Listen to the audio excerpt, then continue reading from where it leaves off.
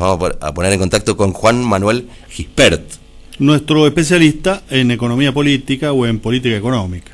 Juan Manuel, buen día, ¿qué tal? Buen día, ¿cómo les va? Bien, ¿usted nos escucha bien, Juan Manuel? Sí, a vos sí, Emilio, a Ariel todavía no lo escucha. Bueno, buen día, a ver si, ahí. Ahí está, ahí sí. Bien, Sí, bien. ahí lo Bueno, escucho. yo te quería preguntar si andás con el barbijo puesto. No. Estoy en la cápsula. Ah, pero estás aislado, digamos. Sí, estoy dentro de un auto, totalmente aislado. Bueno. Bien. Bueno, eso, porque queremos ver que si nuestra gente cercana se está cuidando. Sí, Bien. me estoy cuidando y estoy militando el cuidado sanitario. Muy bien, muy bien. Eso nos gusta. Estamos en esa gestión. Bueno, contanos qué tema o qué asunto has preparado En para realidad hoy, de qué querés hablar. Me había quedado pendiente la segunda parte del informe que hablamos la semana pasada, Sí, que lo considero el tema coyuntural y estratégico más importante de la agenda pública actual, que la semana pasada había quedado, digamos, tapado por la disputa sobre las clases presenciales o no, en la capital federal, y había quedado soslayado la publicación del INDEC del índice de inflación del mes de marzo, que fue del 4,8%, que es un valor muy alto, que proyectado, si se mantuviera esa dinámica inflacionaria, estaríamos hablando del 50% anual, y lo que lleva acumulado, o sea, si yo agarro marzo 2020 versus marzo 2019, llevamos acumulado un 42,6% de inflación, sí. tomando en cuenta que el año pasado casi no hubieron paritarias, se estuvieron cerrando hacia fin de año, y las paritarias cerraron en torno a un 30 y pico, 30, 31, 32, en el mejor de los casos 35, digo, y había un objetivo planteado por la política económica, que era darle más dinamismo al mercado interno a partir de mejorar el poder adquisitivo del salario, es decir, que los sueldos suban más que la inflación. Y este dato de marzo termina, digamos, casi haciendo incumplible ese objetivo de la política económica para este año. La proyección vos decís que indica que no vamos a llegar. Y si yo agarro los datos históricos, la tendencia que viene arrastrando la inflación, no llegaríamos al objetivo del 29% del presupuesto, ni al objetivo de que los sueldos estén por encima de la inflación. Se han cerrado en estos últimos 10 días casi todas las paritarias más importantes del país, que rondan entre el 30 y el 35% también, porque están, digamos, acá hay un dato, primer dato acá. Sí. Los sindicatos, obviamente, son la voz más débil, no tienen margen de cambiar mucho esto, pero en base a ese acuerdo del pacto social que se hizo en la mesa de empresarios y sindicatos, los sindicatos han arreglado de una forma bastante rápida, sin tensionar las negociaciones paritarias, estos aumentos, que están dentro de lo acordado con los empresarios. Sí. Que es que los sueldos crezcan un 5% anual por encima de los precios. Los que evidentemente no vienen cumpliendo el acuerdo que se comprometieron a esta mesa son los empresarios. Bien. También hay una realidad que los empresarios es un sujeto político que no es tan fácil de identificar ni decir son estos tres tipos, digo. Claro. La dinámica inflacionaria es mucho más compleja que la decisión de algunos actores. En cambio, a nivel sindical es mucho más simple que esos acuerdos sean llevados a la práctica. Yo como atenuante. Sí, siempre que representen legítimamente los intereses de los trabajadores. Exactamente. Porque estamos viendo algunos colapsos que hay en algunos sindicatos a propósito de que los dirigentes no responden a las bases. Sí, se cuestionan las dirigencias por acordar cosas que no son lo que las bases necesitan. Claro. Podemos hablar de estatales y no estatales, ¿no? De estatales de Mendoza. Sí. Ya pasó con los de Viña. Y de Soeva, claro, a nivel privado, ¿no? Sí. Juan Manuel, no hay ningún hecho, ninguna acción, ningún imprevisto que pueda modificar esta posibilidad de ganarle a la inflación. Bueno, a eso iba. A ver. Vamos a hablar de economía política estrictamente hoy. ¿Cómo no? Decíamos que el componente más importante de este 4,8% de inflación de marzo fue el componente que se llama alimentos y bebidas, Sí. que en la ponderación, o sea, se ponderan los pesos de cada rubro, porque la canasta básica, cuando se mide inflación, hay un montón de cosas. Hablábamos de educación privada, hablábamos de de los costos de la energía, etcétera, etcétera, pero el componente más pesado del índice inflacionario de la canasta básica es alimentos y bebida. Sí. Ese aumentó un 4,6%. Uh-huh. Y bueno, evidentemente acá está el núcleo duro del problema inflacionario. Vamos a desglosar eso. Primero, esto que decíamos recién, que no es tan fácil identificar cómo actúa el empresario, porque son un montón en todo el país, pero en este caso no. Porque en Argentina hay 28 empresas. Imagínense un salón con 28 personas, son las que producen el 85% de la producción de alimentos del país. ¿Cuáles son esos 28? Mastelones, Aceiterajes Aldesa, Bimbo, Bagley, Arcor, Ledesma, Kraft, Molinos Río de la Plata. Digo, bueno, son ese grupo de empresas que son históricamente las empresas más poderosas de la Argentina, muchas de ellas vinculadas con los complejos agroexportadores, con las familias agroexportadoras del país, las que manejan el 85% de la producción de alimentos. Esto ya genera un problema. Primero, hay una concentración monopólica u oligopólica en la producción de alimentos en el país. Eso ya es un problema hasta para los más liberales. Entienden que el Estado está para arbitrar los desequilibrios que se dan en el mercado. Digo, acá ya, hasta el punto de vista más liberal, hay un problema, la conducta monopólica o oligopólica que tiene este sector. Uh-huh. El otro problema que tenemos acá es que gran parte de estas empresas han sido o compradas o participan empresas extranjeras. Esto genera una lógica multinacional en la conducción de estas empresas y ponen su búsqueda de rentabilidad en términos de dólares. Claro. Entonces terminan atando producciones locales con costos en pesos, sueldos en pesos, insumos en pesos, etcétera, etcétera, pero ellos piensan que tienen que dar una rentabilidad en dólares porque piensan en lógica de sus ganancias en sus principales y a las matrices. directivas de sus casas centrales, y que tienen otros intereses. Claramente no les interesa la población argentina. Entonces, en vistas a la recuperación de la actividad económica que veníamos teniendo en los últimos meses en los primeros meses de este año, han querido recuperar rentabilidad y reposicionar sus precios a los valores del dólar. Uh-huh. Ahora, la principal explicación de esto no pasa solamente por esta concentración monopólica, sino porque han aumentado los precios de los commodities. Los commodities se les llama, a producción de cosas que pueden ser comparadas país contra país, que no tienen una variable cualitativa específica, es decir, la soja argentina no se diferencia cualitativamente de la soja norteamericana, de la soja brasilera, el trigo lo mismo, etcétera, etcétera. Pero no es un auto, que son distintos un auto a otro, a un producto, sobre todo materia prima, que es lo mismo donde se produzca, por eso se llaman commodities, que vienen del término de que son comunes. Comunes. Bueno, los limones, por ejemplo. Claro. Uh-huh. La Argentina, su principal exportación son los commodities, la carne, el trigo, el maíz, girasol, soja. ¿El vino es un commodity? No. No. Bueno, el vino a granel sí. El vino común de mesa a granel sí. Bien. Claro, el vino a granel sí es un commodity, pero el vino varietal... El vino embotellado y con marca no. Claro, uh-huh. Claro. Porque deja es de único. ser común, Uh-huh. es único. No, el fraccionado ya deja de pertenecer al commodity porque tiene un packaging que lo distingue, etcétera. Claro. Bien. También, sí. Ahora, ¿cuál es el tema? Nosotros tenemos, esto es increíble, recién he escuchado hablar del fenómeno del primer gobierno de Néstor Kirchner, el único gobierno de Néstor Kirchner, Claro. que se hablaba de los superávit gemelos. Exacto, esa era Superávit la comercial palabra. y superávit fiscal. Uh-huh. Gran parte de ese fenómeno se produjo por una inteligente administración de un aumento de los precios de los commodities. Digo, hay un fenómeno de contexto, como el que estamos viviendo ahora, de un aumento de los precios de los commodities argentinos, y Néstor Kirchner tuvo la habilidad política de gestionar inteligentemente ese superávit comercial y lograr este doble superávit y generar una de las épocas de mayor crecimiento de la historia de nuestro país reciente. Ahora, ¿qué problema tenemos hoy con esto? Que la Argentina consume en su canasta básica los mismos productos que exporta. Entonces se genera un problema que se llama inflación importada. Uh-huh.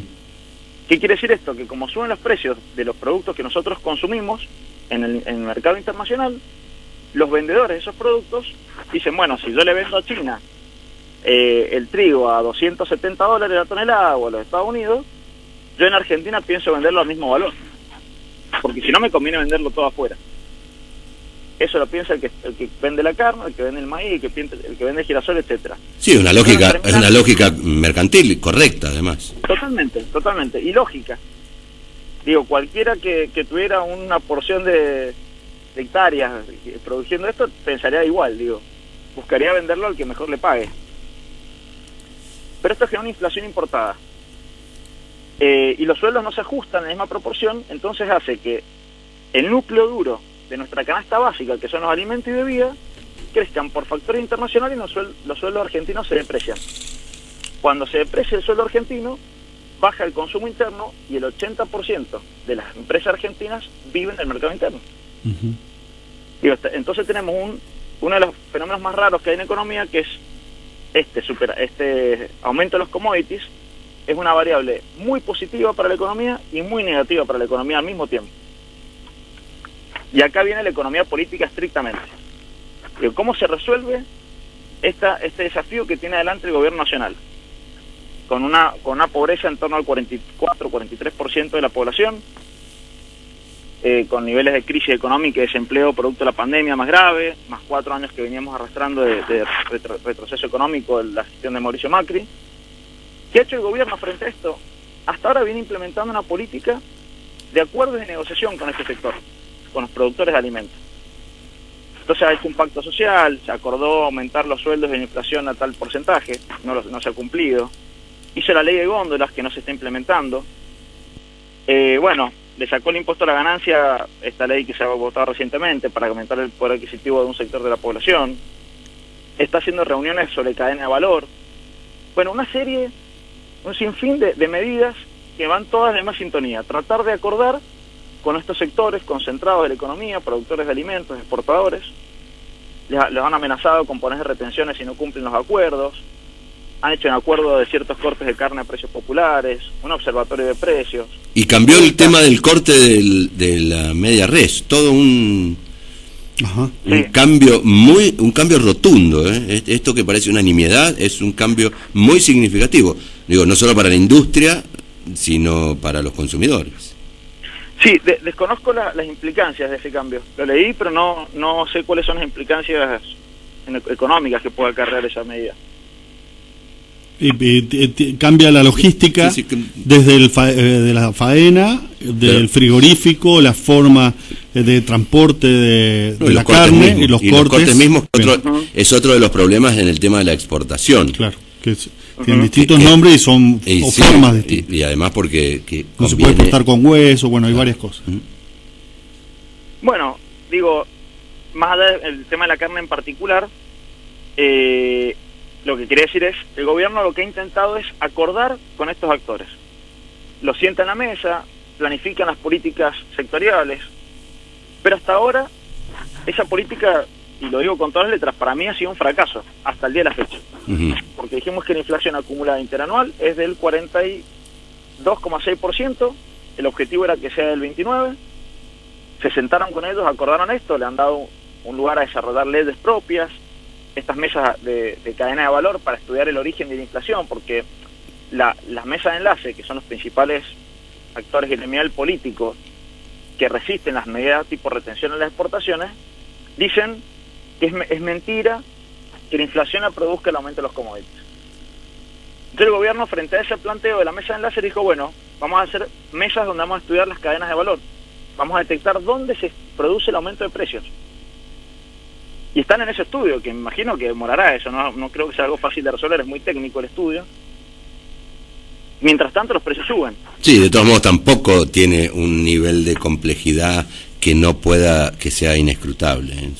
No para eso, pero digo, los que han ganado tiempo ha sido la mesa de enlace, mientras siguen teniendo ganancias exorbitantes producto del aumento de los commodities. No lo dije recién, pero mira, en términos interanuales, la carne subió un 89%, el trigo un 70%, el maíz un 121%. Lo del maíz es muy importante porque el maíz es parte de lo que consumen las vacas. Eso, y es también de la carne. Uno de los insumos más importantes para la fabricación de aceites en la industria alimenticia, todo, ¿no? Afecta a todo, claro. Pero decía que hasta ahora la política es objetivamente un fracaso, porque no se vienen cumpliendo el objetivo propuesto.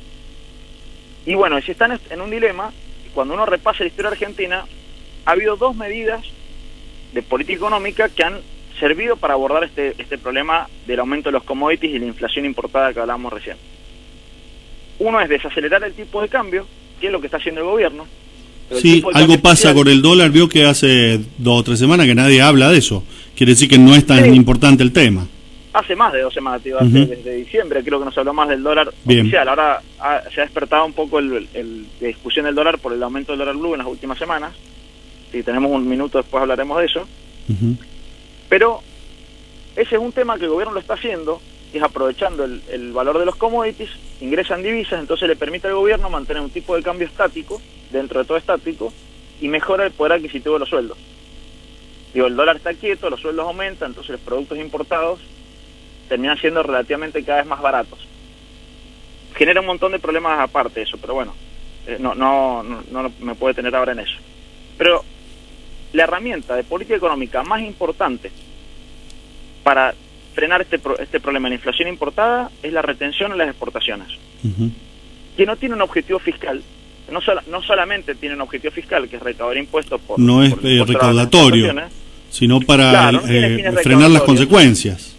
Sino lo que genera es un desacople de los precios. O sea, al tipo le conviene, si yo le retengo el 35% de lo que exporta, le conviene vender a un 35% más barato en el mercado interno. Y gana lo mismo y menos logística y menos riesgo. Ese es el objetivo de la retención de las exportaciones. Y acá de lo que yo planteaba es un problema de economía política. Digo, ¿cómo se resuelve el problema de inflación en la Argentina? Con política. Porque hay una batalla política y cultural que se produjo en Argentina en el 2009, que fue el proyecto de ley de Martín Lustó, el decreto en realidad de Martín Lustó, llamado 125, que había hecho la propuesta de las retenciones móviles. Esto quiere decir que las retenciones a las exportaciones subían cuando subían los valores internacionales de los commodities y bajaban las retenciones cuando bajaban los precios internacionales de los commodities.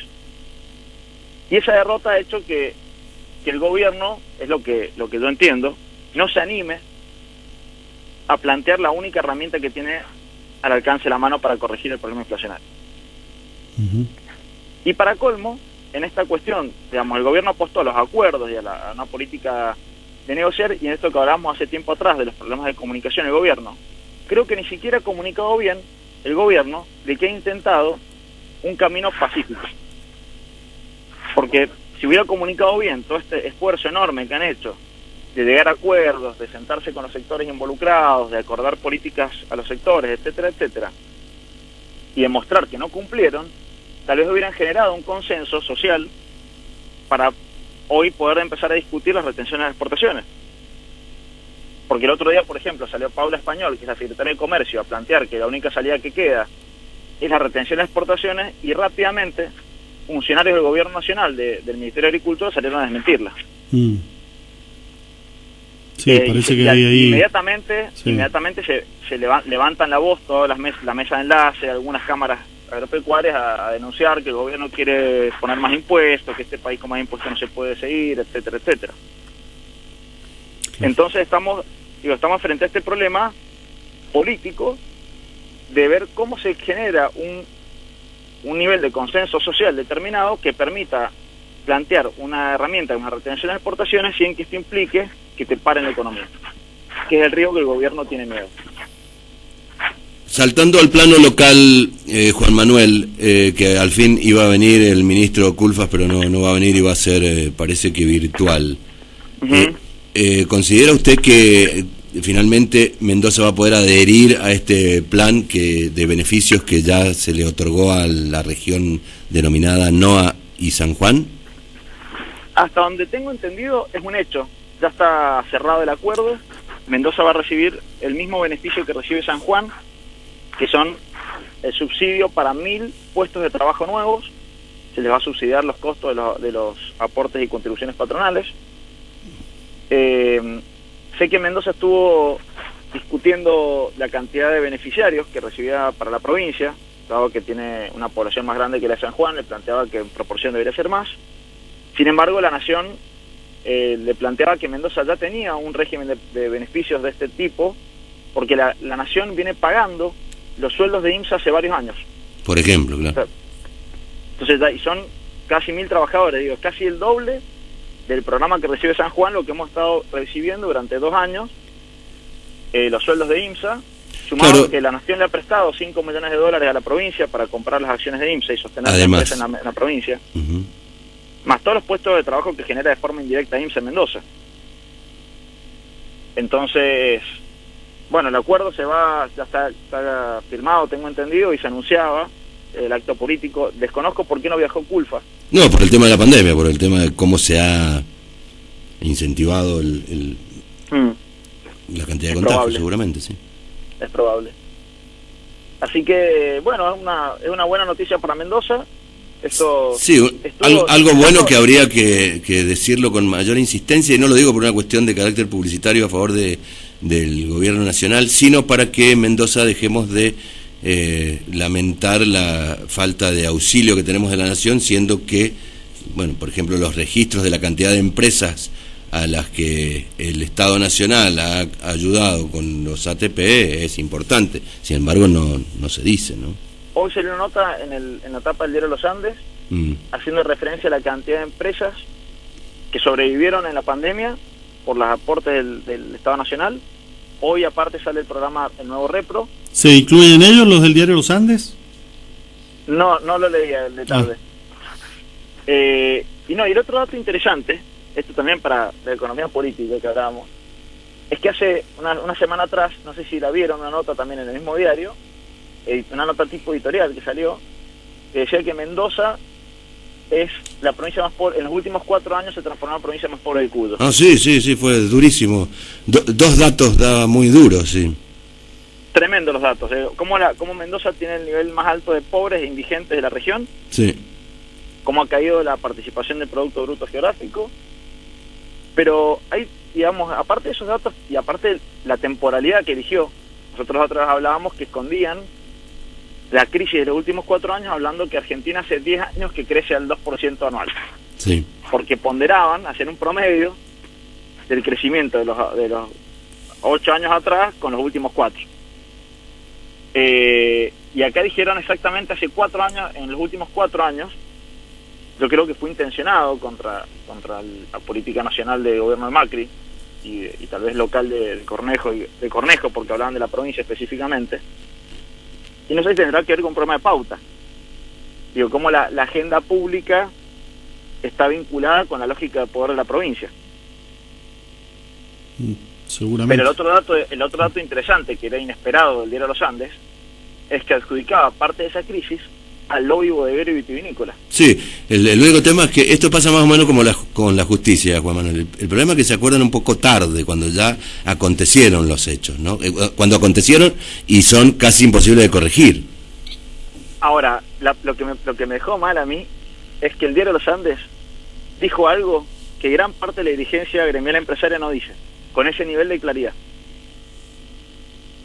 O sea, nadie ha escuchado que diga en un discurso, o sea, el diario Los Andes corrió por izquierda a los dirigentes empresarios. Sí, claro, sí. Tarde, pero no es difícil, correrlos por izquierda a los empresarios mendocinos. Así mismo bastante tarde, digo. Sí, comparto que lo dicen cuando ya es un hecho consumado y no hay mucho más para corregir, digo. Pero que el diario Los Andes elija poner como parte de los responsables de esta crisis al peso que han tenido el lobby bodeguero y vinícola mendocino. Eso es lo que le iba a decir. Es un dato. Si usted toma el discurso de la presidenta de Bodegas de Argentina, cuando fue el almuerzo de las Fuerzas Vivas, como el almuerzo que organizan todos los años, en donde estaba invitado el presidente que no fue, el discurso de la presidenta y el discurso del ministro Baquí en ese lugar, es esto que usted está diciendo. Sí, no recuerdo cuál fue la crítica. Que pedían que se invirtiera y que se pusieran más recursos de la nación, pero que no intervinieran en ninguna política, que los dejaran a ellos manejar sus mercados y sus negociaciones y sus exportaciones, sus inversiones, y que solamente pusieran dinero, que no se metieran en la política económica. Bueno, pero acá hay un fenómeno que muchas veces queda también soslayado en los análisis, que es muy interesante, lo leí por primera vez en un autor muy bueno, complejo de leer, pero muy interesante, se llama Eduardo Basualdo. Sí. Y Eduardo Basualdo explica la importancia que tiene el rol local del empresario nacional.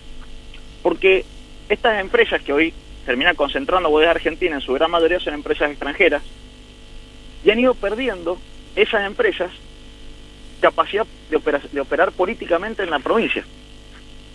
O sea, en realidad son un gremio muy poderoso, que tiene gran capacidad de lobby, no, es innegable, pero no es lo mismo que cuando son dirigidas por empresarios locales con vinculaciones familiares locales, donde a veces los legisladores son familiares de los bodegueros, los funcionarios lo mismo, no sé si se entiende.